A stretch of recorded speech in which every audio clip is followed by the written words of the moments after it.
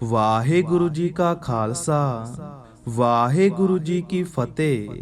ਸਾਧ ਸੰਗਤ ਜੀ, ਅੱਜ ਤੁਹਾਡੇ ਨਾਲ ਗੁਰੂ ਸਾਹਿਬ ਦੇ ਇੱਕ ਚਮਤਕਾਰ ਦੀ ਗੱਲ ਕਰਾਂਗੇ। ਸ਼ਾਇਦ ਉਸ ਉੱਪਰ ਤੁਹਾਨੂੰ ਯਕੀਨ ਨਾ ਹੋਵੇ। ਆਪਣੇ ਚੈਨਲ ਦੇ ਸਬਸਕ੍ਰਾਈਬ ਮਤਲਬ ਕਿ ਆਪਣਾ ਪਰਿਵਾਰ ਹੁਣ 1.25 ਲੱਖ ਪਾਰ ਕਰ ਗਿਆ ਹੈ। ਉਸ ਲਈ ਤੁਹਾਡਾ ਸਭ ਦਾ ਦਿਲ ਤੋਂ ਧੰਨਵਾਦ ਕਰਦੇ ਹਾਂ। ਅੱਗੇ ਵੀ ਇਦਾਂ ਹੀ ਪਿਆਰ ਦਿੰਦੇ ਰਹੋ। ਸੰਗਤ ਜੀ, ਵੀਡੀਓ ਨੂੰ ਲਾਈਕ ਤੇ ਕਮੈਂਟਾਂ ਦੇ ਵਿੱਚ ਵਾਹਿਗੁਰੂ ਲਿਖ ਕੇ ਆਪਣੀ ਹਾਜ਼ਰੀ ਜ਼ਰੂਰ ਲਗਵਾਉਣਾ ਜੀ। ਹੁਣ ਤੁਹਾਡੇ ਨਾਲ ਸੱਚੀ ਕਥਾ ਸਾਂਝੀ ਕਰ ਲੈਂਦੇ ਹਾਂ। ਗਰੀਬ ਆਦਮੀ ਕਿਵੇਂ ਬਣਿਆ ਕਰੋੜਾਂ ਦਾ ਮਾਲਕ, ਜਿਸ ਨਾਲ ਉਸ ਦੀ ਜ਼ਿੰਦਗੀ ਹੀ ਬਦਲ ਗਈ। ਸੁਨੀਲ ਕੁਮਾਰ, ਜੋ ਕਿ ਅੰਮ੍ਰਿਤਸਰ ਸਾਹਿਬ ਦਾ ਰਹਿਣ ਵਾਲਾ ਹੈ, ਉਹਨਾਂ ਨੇ ਦੱਸਿਆ ਕਿ ਉਹ ਕਾਫੀ ਗਰੀਬੀ ਭਰੀ ਜ਼ਿੰਦਗੀ ਬਤੀਤ ਕਰ ਰਹੇ ਸਨ। ਕਈ ਵਾਰ ਤਾਂ ਰੋਟੀ ਖਾਣ ਦੇ ਲਈ ਵੀ ਪੈਸੇ ਨਹੀਂ ਹੁੰਦੇ ਸਨ। ਪਰ ਅਜਿਹਾ ਸ਼ੁਰੂ ਤੋਂ ਨਹੀਂ ਸੀ। ਸਾਡੇ ਪਿਤਾ ਜੀ ਨੇ ਕਾਫੀ ਮਿਹਨਤ ਕਰਕੇ ਅੰਮ੍ਰਿਤਸਰ ਸਾਹਿਬ ਵਿੱਚ ਆਪਣਾ ਕਾਰੋਬਾਰ ਸ਼ੁਰੂ ਕੀਤਾ। ਸਾਡੀਆਂ ਸੁੰਦਰ ਰੁਮਾਲੇ ਦੀਆਂ 3 ਦੁਕਾਨਾਂ ਸਨ ਅਤੇ ਪੂਰੇ ਅੰਮ੍ਰਿਤਸਰ ਦੇ ਵਿੱਚ ਸਾਡੇ ਪਿਤਾ ਦਾ ਨਾਂ ਚੱਲਦਾ ਸੀ। ਅਸੀਂ 4 ਭਰਾ ਸੀ। ਸਾਡੀ ਜਵਾਨੀ ਕਾਫੀ ਅਮੀਰੀ ਦੇ ਵਿੱਚ ਬੀਤੀ। ਜੋ ਦਿਲ ਕਰਦਾ ਸੀ ਸਾਨੂੰ ਸੈਕਿੰਡਾਂ ਦੇ ਵਿੱਚ ਹੀ ਮਿਲ ਜਾਂਦਾ ਸੀ। ਪਰ ਇਹ ਸਭ ਕੁਝ ਸਾਡੇ ਪਿਤਾ ਦੀ ਹੀ ਮਿਹਨਤ ਕਰਕੇ ਹੋ ਰਿਹਾ ਸੀ।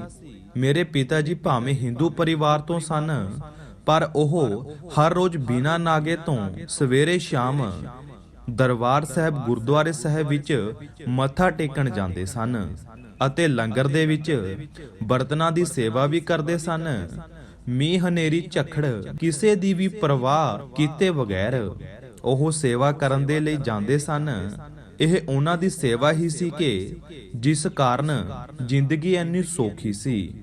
ਸਮਾਂ ਬੀਤਿਆ, ਸਾਡੇ ਪਿਤਾ ਜੀ ਦੀ ਤਬੀਅਤ ਖਰਾਬ ਰਹਿਣ ਲੱਗ ਪਈ, ਪਰ ਉਹ ਆਪਣੀ ਬਿਮਾਰ ਹਾਲਤ ਦੇ ਵਿੱਚ ਵੀ ਗੁਰਦੁਆਰੇ ਸਾਹਿਬ ਵਿੱਚ ਸੇਵਾ ਕਰ ਰਹੇ ਸਨ। ਉਸ ਤੋਂ ਅਗਲੇ ਦਿਨ ਹੀ ਉਹ ਸਾਨੂੰ ਸਦਾ ਦੇ ਲਈ ਅਲਵਿਦਾ ਕਹਿ ਗਏ।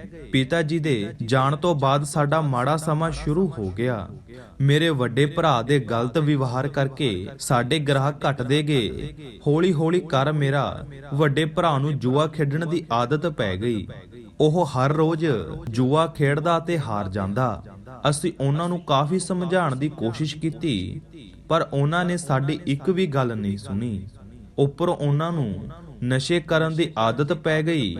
ਹੌਲੀ ਹੌਲੀ ਕਰ ਉਹਨਾਂ ਨੇ ਸਭ ਕੁਝ ਵੇਚਣਾ ਸ਼ੁਰੂ ਕਰ ਦਿੱਤਾ। ਮੈਂ ਸਮਾਂ ਦੇਖਦੇ ਹੋਏ ਆਪਣੇ ਛੋਟੇ ਭਰਾ ਨੂੰ ਉਸ ਦਾ ਹਿੱਸੇ ਦੇ ਪੈਸੇ ਦੇ ਕੇ ਆਸਟ੍ਰੇਲੀਆ ਭੇਜ ਦਿੱਤਾ। ਪਰ ਮੇਰਾ ਵੱਡਾ ਭਰਾ ਦੀਆਂ ਬੁਰੀਆਂ ਆਦਤਾਂ ਦਿਨ ਪਰ ਦਿਨ ਵਧਦੀਆਂ ਜਾ ਰਹੀਆਂ ਸਨ। ਉਸਨੇ ਆਪਣਾ ਹਿੱਸੇ ਦੀ ਜ਼ਮੀਨ ਵੇਚਣੀ ਸ਼ੁਰੂ ਕਰ ਦਿੱਤੀ। ਅਸੀਂ ਨਵਾਂ ਘਰ ਲਿਆ ਸੀ, ਉਹ ਵੀ ਉਸਨੇ ਵੇਚਣ ਤੇ ਲਗਾ ਦਿੱਤਾ। ਮੈਨੂੰ ਬਾਅਦ ਵਿੱਚ ਪਤਾ ਲੱਗਿਆ ਕਿ ਉਸਨੇ ਲੋਕਾਂ ਦੇ ਕੋਲੋਂ ਲੱਖਾਂ ਰੁਪਏ ਦਾ ਉਧਾਰ ਕੀਤਾ ਹੋਇਆ ਹੈ। ਇੱਕ ਰਾਤ ਉਹ ਆਪਣੇ ਪਰਿਵਾਰ ਸਮੇਤ ਭੱਜ ਗਿਆ। ਇਸ ਲਈ ਉਸ ਤੋਂ ਪੈਸੇ ਮੰਗਣ ਵਾਲੇ ਮੈਨੂੰ ਤੰਗ ਕਰਨ ਲੱਗ ਪਏ। ਮੈਂ ਆਪਣੇ ਹਿੱਸੇ ਦੀ ਜ਼ਮੀਨ ਅਤੇ ਘਰ ਵੇਚ ਕੇ ਸਾਰਾ ਕਰਜ਼ਾ ਲਾਇਆ ਅਤੇ ਖੁਦ ਕਿਰਾਏ ਦੇ ਮਕਾਨ ਦੇ ਵਿੱਚ ਰਹਿਣ ਦੇ ਲਈ ਮਜਬੂਰ ਹੋ ਗਿਆ। ਮੈਂ 150 ਰੁਪਏ ਵਿੱਚ ਦਿਹਾੜੀ ਤੇ ਕੰਮ ਵੀ ਕੀਤਾ। ਇੱਕ ਦਿਨ ਮੇਰੀ ਪਤਨੀ ਨੇ ਮੈਨੂੰ ਕਿਹਾ ਕਿ ਪਿਤਾ ਜੀ ਦਰਬਾਰ ਸਾਹਿਬ ਗੁਰਦੁਆਰੇ ਵਿੱਚ ਜਾ ਕੇ ਸੇਵਾ ਕਰਦੇ ਸਨ। ਉਸ ਸਮੇਂ ਸਾਡੇ ਕੋਲ ਕਿਸੇ ਵੀ ਚੀਜ਼ ਦੀ ਕਮੀ ਨਹੀਂ ਸੀ, ਪਰ ਜਦੋਂ ਤੋਂ ਉਹ ਚਲੇ ਗਏ ਹਨ, ਅਸੀਂ ਵੀ ਮੁੜ ਕੇ ਗੁਰਦੁਆਰੇ ਸਾਹਿਬ ਨਹੀਂ ਗਏ, ਜਿਸ ਕਾਰਨ ਸਾਨੂੰ ਆਹ ਦਿਨ ਦੇਖਣੇ ਪੈ ਰਹੇ ਨੇ। ਮੈਂ ਆਪਣੀ ਪਤਨੀ ਦੀ ਗੱਲ ਤੇ ਗੌਰ ਕੀਤਾ। ਮੈਨੂੰ ਉਸ ਦੀ ਗੱਲ ਬਿਲਕੁਲ ਸਹੀ ਲੱਗੀ। ਇਸ ਲਈ ਮੈਂ ਅਗਲੇ ਹੀ ਦਿਨ ਤੋਂ ਸਵੇਰੇ ਸ਼ਾਮ ਗੁਰਦੁਆਰਾ ਸਾਹਿਬ ਜਾਣਾ ਸ਼ੁਰੂ ਕਰ ਦਿੱਤਾ ਅਤੇ ਬਰਤਨਾਂ ਦੀ ਸੇਵਾ ਕਰਦਾ। 3 ਟਾਈਮ ਦਾ ਲੰਗਰ ਵੀ ਸਾਨੂੰ ਗੁਰਦੁਆਰੇ ਸਾਹਿਬ ਤੋਂ ਹੀ ਮਿਲ ਜਾਂਦਾ ਸੀ। ਮੇਰੇ ਕੋਲ ਕਿਰਾਏ ਦੇਣ ਦੇ ਲਈ ਪੈਸੇ ਨਹੀਂ ਸਨ। ਮਕਾਨ ਮਾਲਕ ਨੇ ਸਾਨੂੰ ਮਕਾਨ ਖਾਲੀ ਕਰਨ ਦੇ ਲਈ ਕਹਿ ਦਿੱਤਾ। ਸਾਨੂੰ ਕੁਝ ਵੀ ਸਮਝ ਨਹੀਂ ਆ ਰਿਹਾ ਸੀ। ਇਸ ਲਈ ਮੁੜ ਕੇ ਅਸੀਂ ਆਪਣੇ ਪੁਰਾਣੇ ਘਰ ਚਲੇ ਗਏ। ਕਾਫੀ ਸਮੇਂ ਤੋਂ ਘਰ ਬੰਦ ਰਹਿਣ ਦੇ ਕਾਰਨ ਇਸ ਦੀ ਹਾਲਤ ਕਾਫੀ ਖਰਾਬ ਹੋ ਚੁੱਕੀ ਸੀ, ਪਰ ਫਿਰ ਵੀ ਅਸੀਂ ਸਫਾਈ ਕਰਵਾ ਕੇ ਉੱਥੇ ਰਹਿਣਾ ਸ਼ੁਰੂ ਕਰ ਦਿੱਤਾ। ਸਫਾਈ ਕਰਦਿਆਂ ਮੇਰੀ ਪਤਨੀ ਨੂੰ ਪੁਰਾਣੇ ਕੁਝ ਕਾਗਜ਼ ਮਿਲੇ। ਮੈਨੂੰ ਲੱਗਿਆ ਕਿ ਕੋਈ ਰੱਦੀ ਦੇ ਕਾਗਜ਼ ਹੋਣਗੇ, ਪਰ ਉਹ ਕੋਈ ਸਰਕਾਰੀ ਕਾਗਜ਼ ਸਨ। ਮੈਂ ਉਹਨਾਂ ਨੂੰ ਪੜ੍ਹਿਆ ਤੇ ਮੈਂ ਹੈਰਾਨ ਰਹਿ ਗਿਆ। ਉਹ ਕਾਗਜ਼ ਸ਼ਹਿਰ ਦੇ ਵਿੱਚੋਂ ਵਿੱਚ ਜ਼ਮੀਨ ਦੇ ਕਾਗਜ਼ ਸਨ, ਜੋ ਕਿ ਮੇਰੇ ਨਾਮ ਤੇ ਸਨ, ਜਿਨ੍ਹਾਂ ਦੀ ਕੀਮਤ 4 ਤੋਂ 5 ਕਰੋੜ ਦੀ ਸੀ। ਮੈਨੂੰ ਆਪਣੀਆਂ ਅੱਖਾਂ ਤੇ ਯਕੀਨ ਨਹੀਂ ਹੋ ਰਿਹਾ ਸੀ ਕਿ ਇਹ ਜ਼ਮੀਨ ਮੇਰੇ ਨਾਮ ਤੇ ਹੈ, ਅਤੇ ਮੈਨੂੰ ਇਸ ਬਾਰੇ ਅੱਜ ਤੱਕ ਪਤਾ ਵੀ ਨਹੀਂ। ਮੈਂ ਵਕੀਲ ਅਤੇ ਪਟਵਾਰੀ ਦੀ ਮਦਦ ਦੇ ਨਾਲ ਜ਼ਮੀਨ ਬਾਰੇ ਪਤਾ ਕੀਤਾ। ਇਹ ਜ਼ਮੀਨ ਮੇਰੀ ਹੀ ਸੀ। ਮੈਨੂੰ ਮੇਰੀ ਸੇਵਾ ਦਾ ਮੇਵਾ ਇਸ ਤਰ੍ਹਾਂ ਮਿਲੇਗਾ, ਮੈਂ ਕਦੇ ਸੋਚਿਆ ਤੱਕ ਨਹੀਂ ਸੀ। ਮੈਂ ਇਸ ਵਿੱਚੋਂ ਕੁਝ ਜ਼ਮੀਨ ਵੇਚ ਕੇ ਸਭ ਤੋਂ ਪਹਿਲਾਂ ਗੁਰੂ ਘਰ ਦੇ ਵਿੱਚ ਦਸਵੰਧ ਦਿੱਤਾ ਅਤੇ ਗੁਰੂ ਸਾਹਿਬ ਦਾ ਧੰਨਵਾਦ ਕੀਤਾ।